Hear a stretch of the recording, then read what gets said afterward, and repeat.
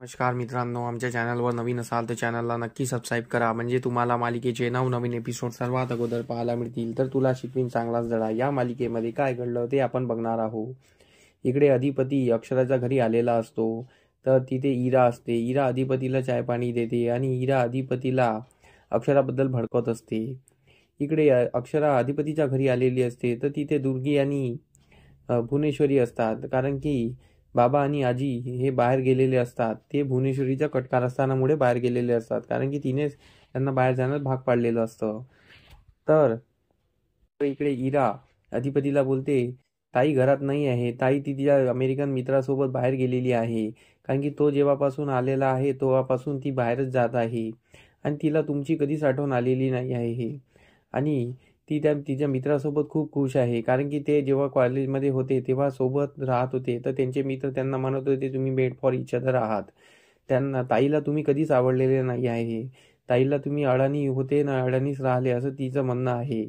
आणि ती तुमच्यासोबत लग्न झालं म्हणून ती फक्त एक दबावाखाली तुमच्यासोबत राहत होती, पण तिला कधीच तुमच्यासोबत राहायचं नव्हतं. आणि ती आता तुमच्या घरून आली आहे तर ती मोकळी झालेली आहे, म्हणून तिने कधी तुम्हाला कॉल केलेला नाही आहे आणि तिने तुम्हाला ब्लॉक करून टाकलेला आहे. अधिपती ऐकतच असतो. अधिपतीचा चेहरा उतरलेला असतो. अधिपतीला इरावर थोडा थोडा विश्वास झालेला असतो. तर इरा मग बजाबद्दल सांगत असते की आई ताईने बजाला हाताशी धरून कसं कारस्थान केले. तर अधिपतीला आठवायला लागतं की बजासोबत अक्षराबाईंनी मिळून काय काय केलेलं आहे. तर इकडे भुवनेश्वरी आणि दुर्गी अक्षराला अडवत असतात. अक्षरा वर जाते अधिपतीला भेटण्यासाठी. तर भुवनेश्वरी बोलते, अधिपती घरात नाही आहे, तुम्ही खाली या. तर अक्षरा बोलते नाही. तर त्यावर दुर्गी बोलते, ते तू घरात नाही आहे आणि त्यांनी तुम्हाला कधीच ब्लॉक करून टाकलेलं आहे. त्यांना तुमच्यासोबत कधी बोलायचं नव्हतं. तुम्ही ज्या दिवशीपासून गेले घरातून त्या दिवशीपासून त्यांनी तुम्हाला ब्लॉक करून टाकलेलं आहे. आणि अधिपतींनी माझ्याजवळ मन मोकळं केलं होतं, ताईजवळ मन मोकळं केलं होतं की त्या मास्तरीबाई घरातून गेल्या म्हणजे माझ्या डोक्याचा ताण गेलेला आहे. त्यांनी स्वतःची पुस्तकं सुद्धा जाळून टाकलेले आहे आणि त्यांना तुमच्यापासून खूप चीड येत होती. पण ते काय करणार, तुम्ही मास्तरी नव्हते, तुमच्यासोबत लग्न झालं होतं म्हणून ते कसेबसे संसार करत होते, असं दुर्गा आणि भुवनेश्वरीचं म्हणणं असतं. पण अक्षरालाही विश्वास नसतो. तर इकडे अक्षराचे बाबा बोलते की काही बोलू नका, तुम्ही काही बोलू नका. माझी मुलीला एक वेळा तरी अधिपती रावाशी बोलू द्या. तर त्यावर भुवनेश्वरी बोलते, त्यांच्याशी काय बोलणार आहे, त्यांना त्यांचं तोंड सुद्धा पाहायचं नाही आहे, त्यांना त्यांच्याशी बोलायचं सुद्धा नाही आहे. तर अधिपतीचे सासरे म्हणजे अक्षराचे बाबा बोलत असतात की ते आमच्या घरी त्यांना भेटायला आले होते. तर त्यावर भुवनेश्वरी बोलते, त्यांना मीच पाठवलं होतं की जा बा लाजे खातीर त्यांच्या घरी जाऊन भेटून या, भेट देऊन या. त्यांनी अक्षराला तिथून कॉल केला का? तर अक्षराच्या बाबांना वाटते हो नाही केला त्यांनी कॉल.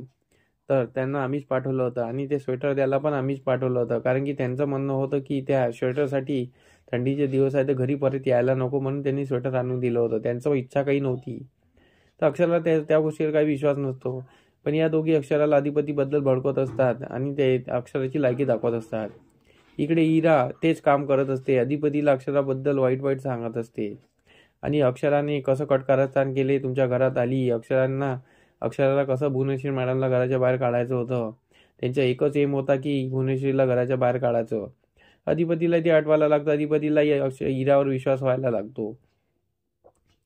तर इकडे दुर्गी काही बाई बोलत असते अक्षराला, मास्टर डे चल निघ घरातून, तुझ्या या घरात काही स्थान नाही आहे, तू या घरातली आता काही राहिली नाही आहे, अधिपतीला तुझं तोंड सुद्धा पाहायचं नाही आहे आणि तुझा बाप भिकारडा आणि तू भिकारडी, या घरातून निघून जा. तर अक्षराचे बाबा ओरडतात, बोलतात काही बोलू नका तुम्ही, कोणाला भिकारडा बोलता तुम्ही, असं तसं ते बोलत असतात. तर अक्षराच्या बाबाला ती ढकलून लावते. अक्षराचे बाबा खाली पडतात. तर अक्षरा त्यांना सावरायला घेते. अक्षरा सर्वांना चुप करते. अक्षरा बोलते की मी या घरात आलेली आहे, मी या घरातच राहणार, मी या घराची लक्ष्मी आहे, कारण की अधिपती माझे हस्बंड आहे आणि मी कायद्याने त्यांची बायको आहे. आणि भुवनेश्वरी मॅडम, तुम्ही तर या घरात कायद्याने काही आहेच नाही, बाबांना तुम्हाला ते स्वतःची बायको सुद्धा मानलेला नाही, मग तुम्ही या घरात कोणत्या नात्याने राहता. तर भुवनेश्वरी गप्प बसते. तर यावर अक्षरा दोघांना त्यांची लायकी दाखवते की तुम्ही या घरात कोणत्या कारणाने राहिलेले आहे, तुमचं काय स्थान आहे या घरात. तर यांना पण चांगली झोंबलेली असते. पण अधिपती इराला बोलतो की मास्तीबाई कधी असे करणार नाही, कारण की त्यांना अगोदर माझ्यावर प्रेम नव्हतं, पण नंतर त्यांचं माझ्यावर प्रेम आलं. तर त्यावर इरा बोलते, ते तिचं ढोंग होतं. त्यांनी तुमचा विश्वास संपादन करण्यासाठी तेच असं केलं होतं. पण अधिपतीला थोडाफार विश्वास नसतो, पण इरा जे सांगत आहे पण त्यावर अधिपतीला विश्वास करावा लागतो. इकडे भुवनेश्वरी आणि दुर्गा पण अधिपती कसा तुमच्यासाठी वाईट आहे, अधिपती जेव्हा चांगला तर चांगला असतो आणि वाईट तर वाईट असतो, अधिपतीचे गुण ते दाखवून देण्याचा प्रयत्न करत असतात. पण अक्षराला थोडाफार विश्वास होतो, पण पूर्ण विश्वास होत नाही काही अधिपती असे वागणार म्हणून. तर अक्षराचे बाबा पण विनवण्या करत असतात, हात जोडत असतात. अक्षरा बोलते, बाबा हात जोडू नका. अक्षराचे बाबा बोलते, बाळा तू गप्प बस, मी थोडंसं बोलत आहे ना. मी तर अक्षराचे बाबा भुवनेश्वरीला रिक्वेस्ट करतात, पण भुवनेश्वरी बोलते, तुम्हाला आतापर्यंत समजलं नाही का, अधिपतींनी त्यांना कॉल सुद्धा केलेला नाही आहे, तरी तुम्ही विनवण्या करता आहात.